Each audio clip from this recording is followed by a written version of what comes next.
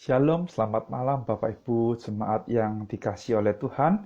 Malam hari ini kita akan bersama-sama untuk kembali belajar kebenaran firman Tuhan. Tapi kita akan menunggu 1-2 menit untuk beberapa orang rekan yang akan bergabung bersama-sama dengan kita.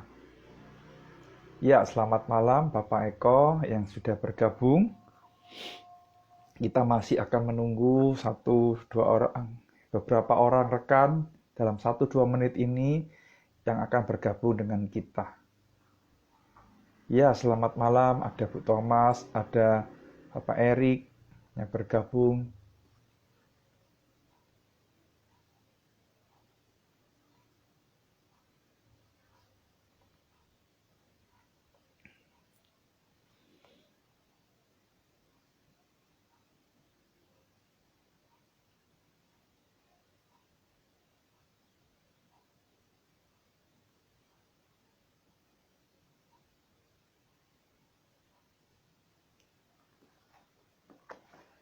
Saya berharap Bapak Ibu semua berada di dalam kondisi yang baik, berada di dalam kondisi yang sehat, di tengah-tengah masa yang tidak mudah ini.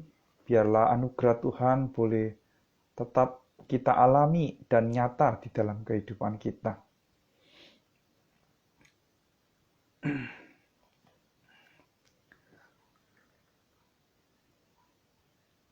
Oke, kita akan mulai PA kita pada malam hari ini. Mari kita bersama-sama bersatu di dalam doa.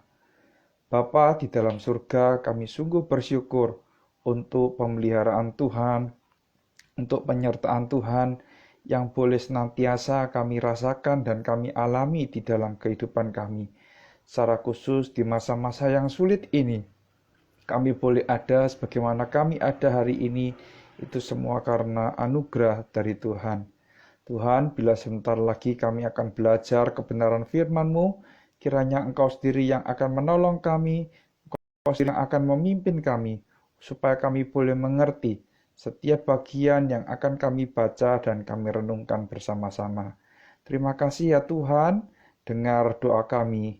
Di dalam nama Tuhan Yesus kami berdoa. Amin. Hari ini kita akan bersama-sama belajar kebenaran firman Tuhan yang terambil dari Keluaran pasal 20, ayat yang keempat sampai dengan ayat yang keenam. Keluaran pasal 20 ayat yang keempat sampai dengan ayat yang keenam.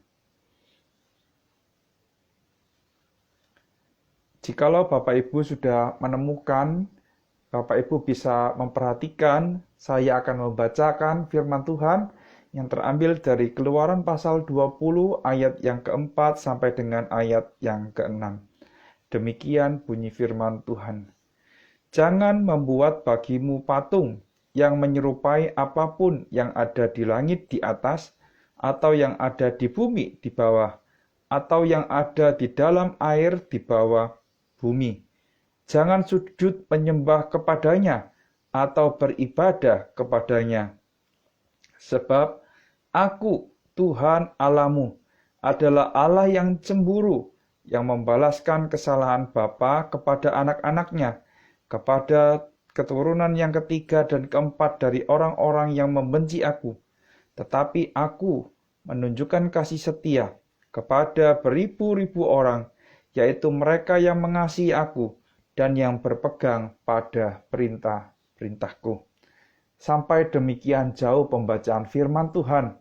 Selamat dan berbahagia bagi setiap kita yang membaca, merenungkan, bahkan melakukan firman Tuhan di dalam kehidupan sehari-hari. Bapak, Ibu, Saudara yang dikasihi oleh Tuhan, kita tahu bahwa Keluaran 20 ini adalah 10 perintah Allah yang diberikan kepada bangsa Israel melalui Musa. Ke-10 perintah ini harus ditaati oleh bangsa Israel. Kalau kita masih ingat, beberapa waktu yang lalu saya membahas tentang perintah yang pertama, yaitu jangan ada Allah lain di hadapanku.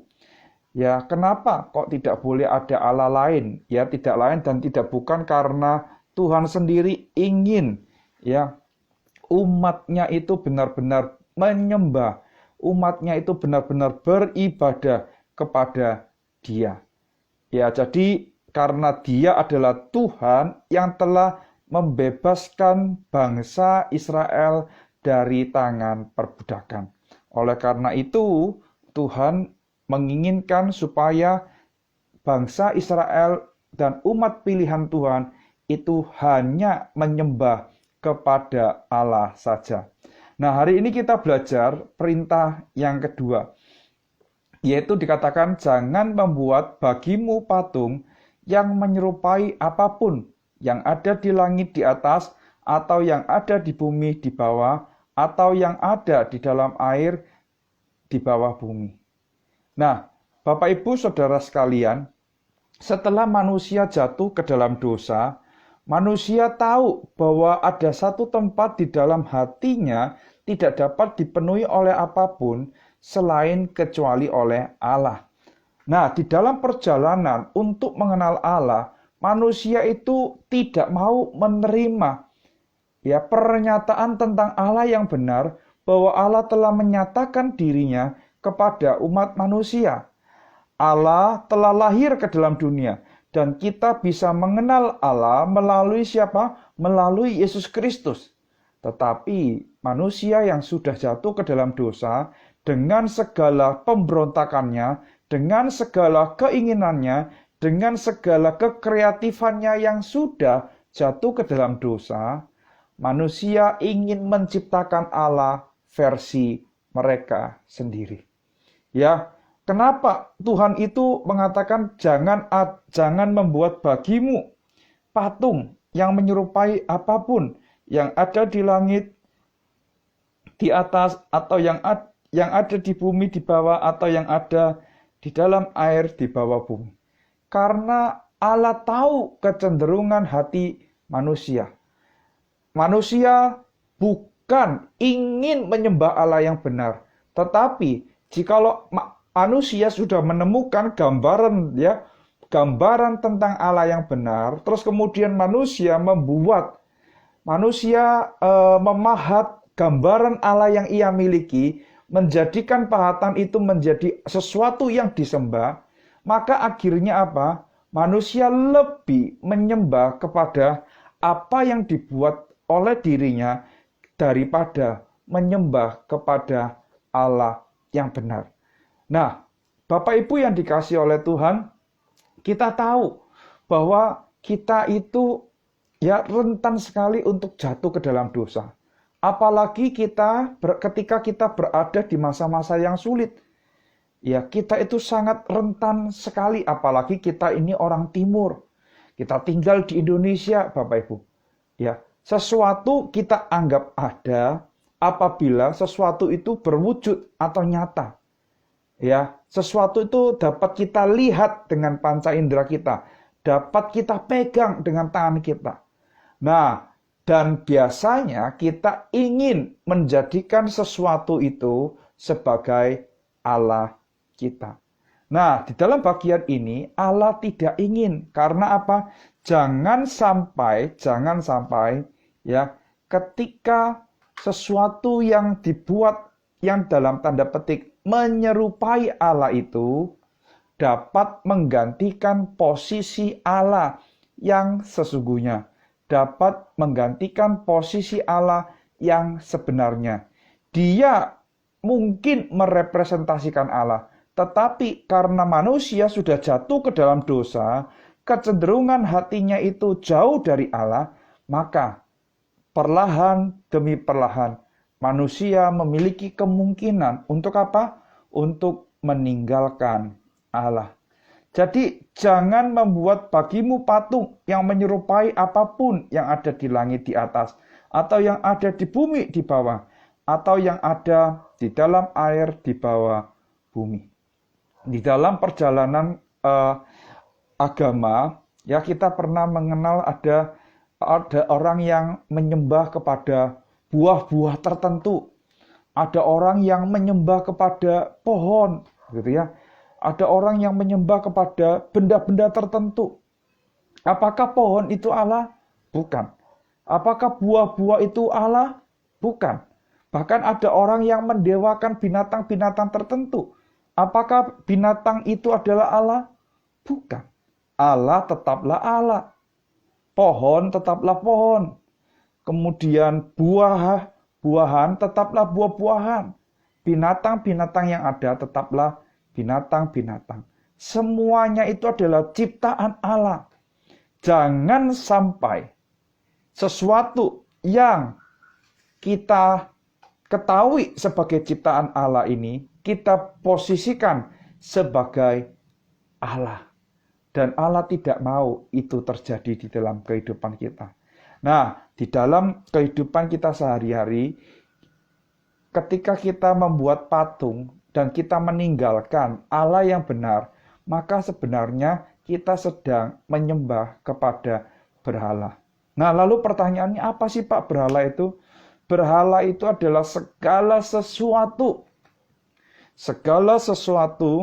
yang menggantikan posisi Allah di dalam kehidupan kita. Perhatikan, segala sesuatu yang menggantikan posisi Allah di dalam kehidupan kita.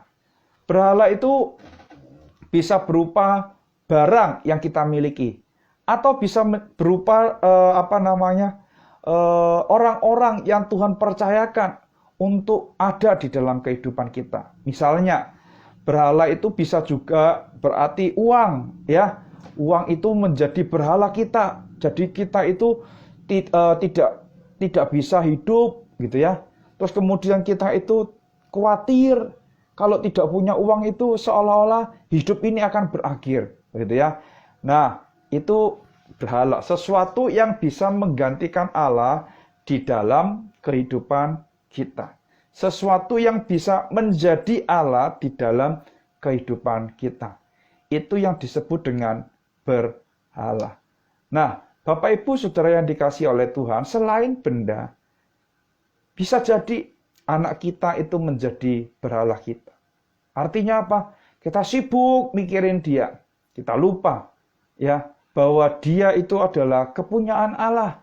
Kita terus berusaha ya melakukan ini dan itu, mengatur ini dan itu, berusaha menjadikan anak kita itu ini, padahal kita tahu bahwa anak kita itu adalah anak Tuhan. Dia punya panggilannya sendiri. Tugas kita sebagai orang tua adalah mengarahkan dia kepada panggilannya. Nah, ada dua kata jangan di dalam bagian ini. Jangan membuat bagimu patung dan jangan sujud menyembah kepadanya atau beribadah kepadanya. Nah, Bapak Ibu, kecenderungan kita ketika kita sudah membuat sebuah benda atau kita mendewakan sesuatu, maka di dalam usaha untuk mencari Allah atau merepresentasikan Allah di dalam kehidupan kita, maka kita bisa jatuh ke dalam sebuah bentuk penyembahan yang salah, yaitu apa? Menyembah yang telah kita buat, dan itu tidak diinginkan oleh Allah. Nah, Bapak Ibu, yang kedua yang harus kita mengerti bahwa Allah tidak ingin ya umat pilihannya itu membuat patung. Kenapa Bapak Ibu? Kita harus ingat bahwa konteks dari kitab Keluaran ini adalah apa? Bangsa Israel dikeluarkan dari Mesir. Nah, kita tahu bahwa di Mesir itu mereka menyembah banyak sekali dewa. Ya, ada binatang-binatang yang berbentuk dengan bentuk-bentuk yang khusus, dan ada patung di sana dan mereka menyembah itu, begitu ya. Nah, ketika Tuhan menyelamatkan mereka, Tuhan ingin supaya mereka itu sadar bahwa mereka dipanggil keluar untuk hanya beribadah kepada Allah. Mereka diubah cara berpikirnya, bahwa dulu mereka di tanah Mesir bisa jadi mereka itu diminta untuk menyembah kepada dewa-dewa yang ada di Mesir. Sekarang janganlah itu dilakukan oleh mereka.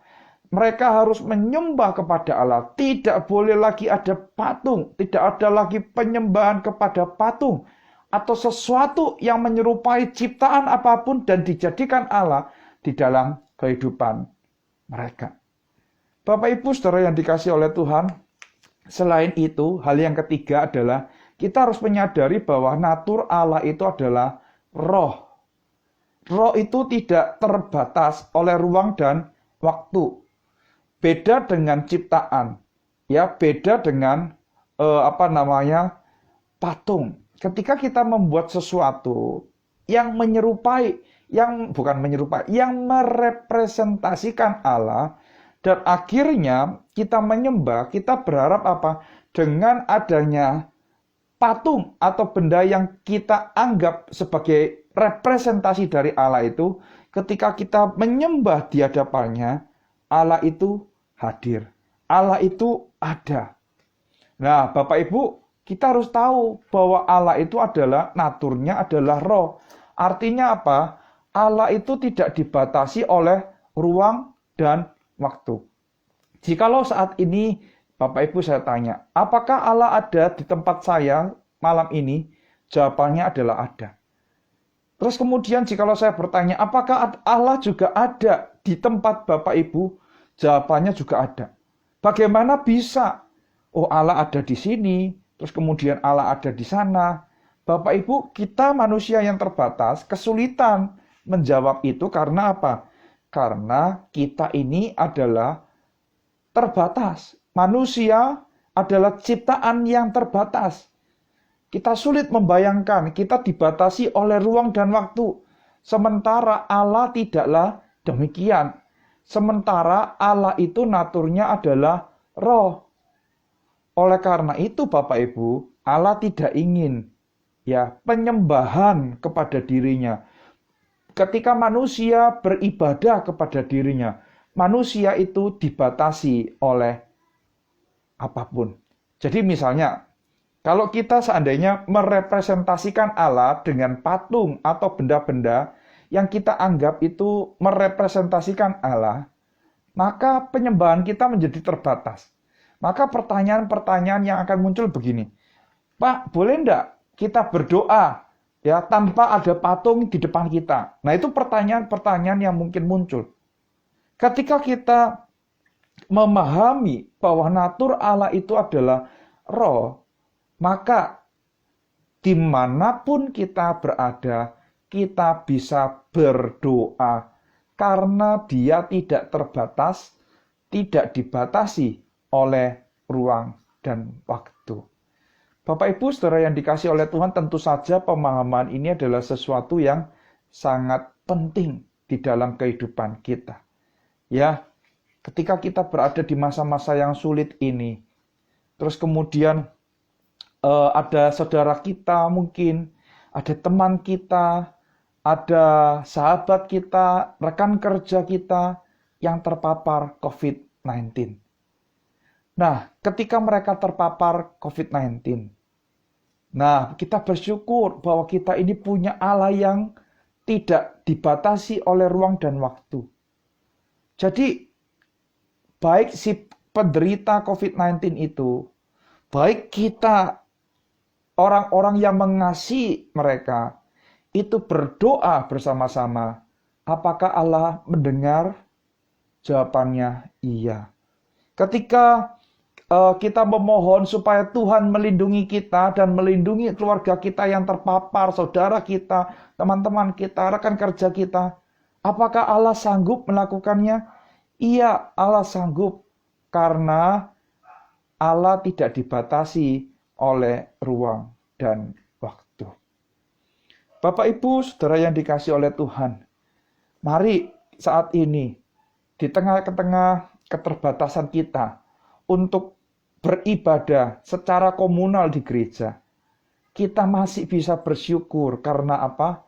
Karena kita bisa menyembah kepada Allah. Saat ini kita beribadah secara online. Apakah Allah hadir? Allah hadir. Karena Allah kita, Allah yang kita percayai, tidak dibatasi oleh ruang dan waktu. Oleh karena itu Allah tidak ingin kita, karena natur Allah itu tidak dibatasi oleh ruang dan waktu, Allah tidak ingin kita membatasi dirinya dengan benda-benda yang terbatas oleh ruang dan waktu itu. Nah, itu yang pertama. Ya, dari yang pertama ini kita kenal siapa Allah kita. Kita kenal natur dari Allah kita. Dan yang kedua, konsekuensi akibat dari ketidaktaatan ketika kita melanggar perintah ini. Ataupun akibat ketika kita menjalankan, mentaati perintah ini. Bapak Ibu, kalau kita lihat ya, di dalam ayat yang ke-5a dikatakan apa? Sebab aku Tuhan Allahmu adalah Allah yang cemburu, yang membalaskan kesalahan bapa kepada anak-anaknya, kepada keturunan yang ketiga dan keempat dari orang-orang yang membenci aku. Nah, Bapak Ibu yang dikasihi oleh Tuhan, cemburu ini adalah sebuah sifat ya yang dimiliki oleh manusia. Ya, ketika Allah mengatakan Allah adalah Allah yang cemburu, di dalam bahasa Alkitab ya, Allah menggunakan kata cemburu ini untuk menggambarkan perasaannya. Maafkan, bukan sifatnya, menggambarkan perasaannya. Perasaan yang juga dimiliki oleh kita karena apa? Karena kita diciptakan menurut gambar dan rupa Allah. Nah, perasaan cemburu ini dikarenakan karena apa? Karena ya Allah tidak ingin bahwa ada sesuatu yang lain di dalam hati kita dan di dalam hidup kita. Oleh karena itu, Dia mengatakan bahwa Dia akan membalaskan kesalahan bapa kepada anak-anaknya, kepada keturunan yang ketiga dan keempat dari orang-orang yang membenci aku. Bapak Ibu, bagi orang yang tidak hidup di dalam penyembahan yang benar kepada Allah, bagi orang yang hidupnya tidak benar-benar berbakti kepada Allah 100%, maka Allah itu akan menjatuhkan hukuman. Wah Pak, Allah itu kok jahat. Bapak Ibu, kita harus ingat kembali ke konteksnya. Seperti yang saya sudah katakan tadi ya, bahwa Allah membebaskan bangsa Israel dari tangan Mesir itu karena apa? Supaya dengan tujuan supaya bangsa Israel itu beribadah kepada Dia. Nah, ketika sudah dibebaskan, bangsa Israel itu tidak beribadah, maka yang terjadi adalah Allah itu menjadi cemburu. Nah, bentuk dari kecemburuan Allah itu adalah apa? Adanya hukuman yang diberikan kepada umat-umatnya. Jangan pikir, oh Bapak Ibu seringkali kita hanya berpikir begini, Allah itu adalah kasih. Benar. Kalau kita kasih, berarti kita itu meniadakan hukuman. Tidak demikian, Bapak Ibu. Ketika Allah menghukum orang yang tidak taat kepada Dia, itu adalah salah satu bentuk kasih Allah, wujud nyata kasih Allah di dalam kehidupan orang itu. Jadi, jangan pikir, oh kalau kasih selalu mengampuni. Benar, kasih itu mengampuni. Tetapi kalau terus mengampuni, dan akhirnya ketaatan itu tidak didapati, maka itu bukanlah kasih, Bapak Ibu. Itu adalah kasih yang salah, kasih yang dimanipulasi oleh pihak-pihak tertentu yang memanfaatkan yang kita sebut dengan kasih itu. Kasih Allah tidak demikian. Kalau umat yang dikasihinya tidak taat kepada Dia, tidak menyembah hanya kepada Dia, Allah akan menghukum dia. Tetapi dikatakan di dalam bagian ini apa?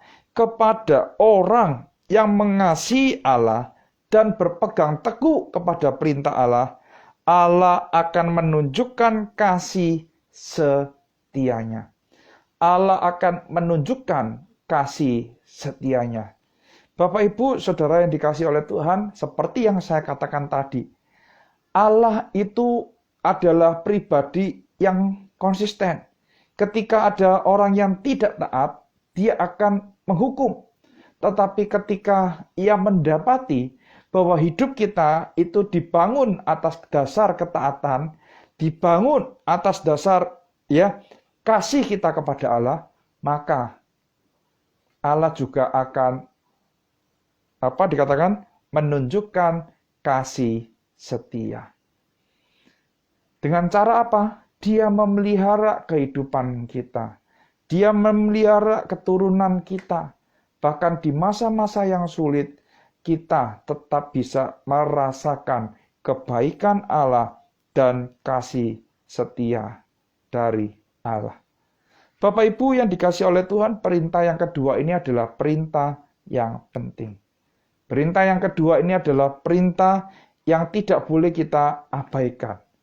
Ya, jadi jangan kita membatasi Allah dan mari kita bangun ketaatan kepada Allah. Karena apa? Karena ada tersedia kesetiaan Tuhan, janji Tuhan, berkat Tuhan diberikan kepada orang-orang yang setia kepadanya.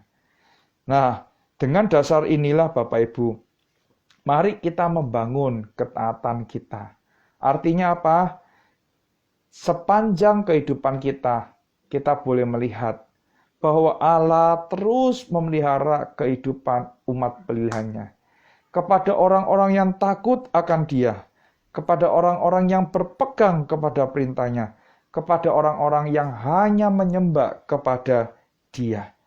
Allah menyatakan kasih setianya, bahkan Allah menyertai serta memelihara mereka yang terus memegang perintah-perintah Allah.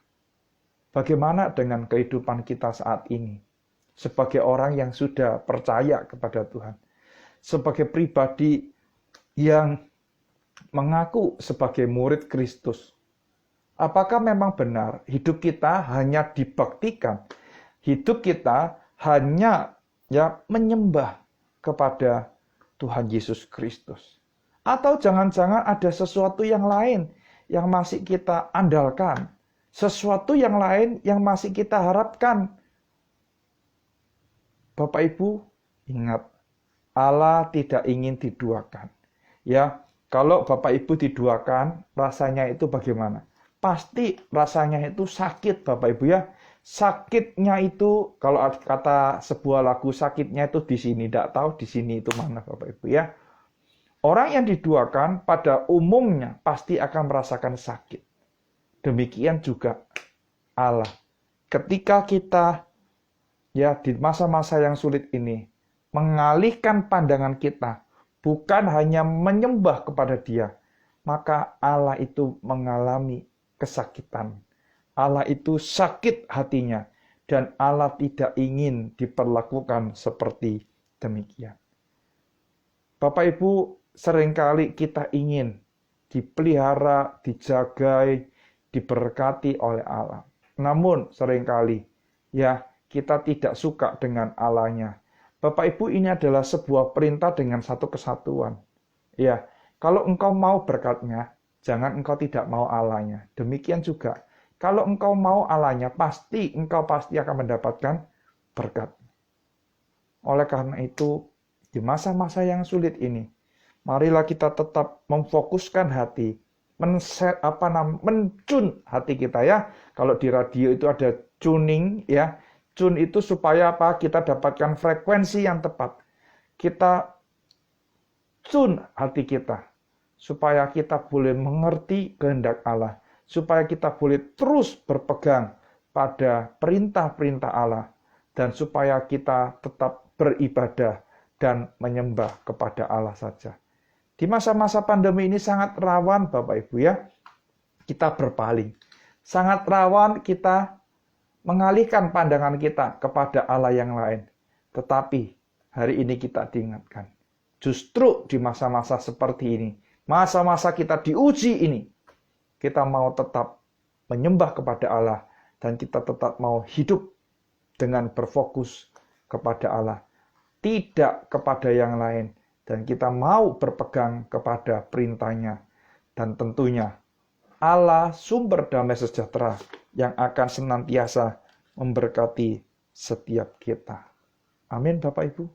Kiranya Tuhan menolong dan memberkati setiap kita. Saya berikan kesempatan kepada Bapak Ibu yang ingin bertanya, ya, 1 atau 2 orang yang ingin bertanya dengan menuliskan di kolom yang ada tanda tanyanya itu Bapak Ibu. Setelah itu, ya, kalau ada pertanyaan saya akan jawab, tetapi sebelumnya kita akan mengakhiri terlebih dahulu di dalam doa. Setelah berdoa, saya akan melihat apakah ada pertanyaan atau tidak. Jikalau tidak ada pertanyaan, kita akan akhiri IG Live kita pada malam hari ini, dan kita akan berjumpa lagi di minggu yang akan datang untuk kembali belajar firman Tuhan. Mari kita berdoa terlebih dahulu. Bapa yang baik, Bapa yang kami kenal di dalam nama Tuhan Yesus Kristus. Tuhan, kami bersyukur.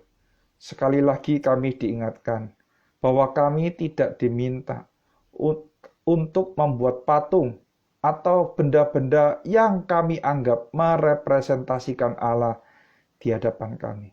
Karena kami ini adalah manusia yang berdosa dan kami bisa saja jatuh ke dalam dosa penyembahan kepada ilah-ilah lain dan bukan menyembah kepada Allah yang benar, yaitu yang kami kenal melalui Yesus Kristus. Oleh karena itu ya Bapa, di masa-masa yang sulit ini, jangan biarkan hati kami berpaling. Jangan biarkan hidup kami berpaling kepada ilah-ilah lain yang kami ciptakan menurut versi kami dan kami ciptakan menurut pikiran dan imajinasi kami. Dan Tuhan tolong kami, supaya kami pun juga boleh terus menyembah kepada Allah. Supaya kami pun boleh terus berpegang kepada perintah Allah. Supaya kami boleh terus menautkan hati, mencun hati kami. Supaya selaras dengan Allah. Dengan demikian Bapa, kami boleh mengerti apa kehendak Allah. Kami boleh menghidupi kehendak Allah itu. Dan kami boleh menjalankan kehendak Allah itu dalam kehidupan kami. Supaya kasih setia Tuhan terus dinyatakan melalui kehidupan setiap kami. Terima kasih ya Tuhan untuk waktu malam ini. Terima kasih untuk penyertaan-Mu di dalam kehidupan kami. Secara khusus di masa-masa pandemi ini, kami boleh ada sebagaimana kami ada sekarang. Itu semua karena anugerah dan kemurahan Tuhan. Dengar doa kami, di dalam nama Tuhan Yesus kami berdoa. Amin. Ya, saya melihat masih belum ada pertanyaan yang masuk pada malam hari ini. Terima kasih untuk Bapak Ibu yang sudah bergabung. Ada Ibu Sritawami, ada Bapak Ferry, ada Saudara Stephen, ada Ibu Victoria, ada Ibu Poppy. Terima kasih sudah bergabung dengan IG Live kita malam hari ini. Jikalau Bapak Ibu tadi terlambat mengikuti IG Live malam ini, Bapak Ibu bisa menyaksikan di IG TV, ya, IG TV kita, ataupun di channel YouTube GKKK KJ, ya, yang diputar kembali di setiap hari Selasa. Selamat malam, sampai berjumpa di minggu yang akan datang. Tetap sehat, tetap semangat, Tuhan memberkati.